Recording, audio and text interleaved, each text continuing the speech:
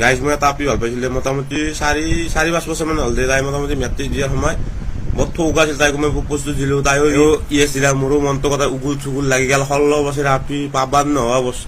ভাৰতত যেনেকে এই ডাইনাছৰ বিলুপ্তি হৈছে, এনেকে 16 বছৰ আপীগিলা লাহে লাহে বিলুপ্তিৰ দিশৰ দৰে আহি আছে না। সেইকাৰণে মোৰ পুৰাকে ধুনু মুনু মাৰি কেইদিনমান চলি থাকিল। তাৰপিছত তাই এখন কলেজত এডমিশ্যন হ'ল। তিচান আহিল মোৰ আচল ঘটনাটো। সিহঁতৰ কলেজলৈকে তাৰমানে এখন বাছ যায়, মোটামুটি 8:30 মান বজাতে বাছ যায়। তাইতো পিছৰ চিটত বহিব নোৱাৰা হ'ল।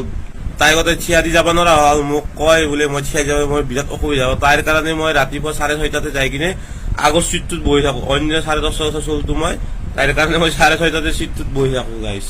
তাৰপিছত তাই লাহে এনেকা জ্বালা জিয়া কৰলা তাৰমানে মোক আৰু ধুনু মুনু মানে মুনু মোৰ ঘৰৰ চিলিণ্ডাৰটো আনি দিয়ে, আমাৰ কণ্ট্ৰলৰ চাউলকেইটা আনি দিয়ে, এনেকা জ্বালা দিয়া কৰলা তাৰমানে। এনেকে চলি থাকিলে আৰু মই আৰু 16 বছৰ আপি পুৰা চলি থাকলোঁ। তাৰপিছত এনেকে আহিল তাৰপিছত তাই কলেজ চলেজ পঢ়া শেষ হোৱাৰ পিছততো তাৰপিছত তাই আৰু ক'লা বোলে মোৰ কাৰণে দৰা চাইছি, তুমি মোক বাদ দিয়া। মই ক'লো ইমান দিন কিহৰ কাৰণে ভাল পালি? তাই কৈছি বোলে আমাৰ ঘৰত আপা নাই। তাই ক'লা আমাৰ ঘৰত আপা নাই, এনেকে কাম কৰা চলিও নাই, তই মোক সেই চাহ কাৰণে তোকে মই ইয়েছটো দিলোঁ। আমাৰ ঘৰৰ কামখিনি সহজ হ'ল। তাৰপিছত তাইও আৰু বিয়া চিয়া পাতলা।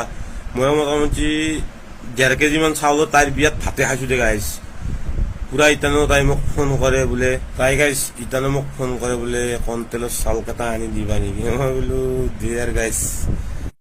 কাৰ জীৱনত এনেকুৱা ঘটনা হৈছে, যাৰ জীৱনত এনেকুৱা ঘটনা হৈছে কমেণ্ট কৰি জনাব। আৰু সেইজন বন্ধুক আপোনালোকে ভিডিঅ'টো টেগ কৰি দিব। ধন্যবাদ দে।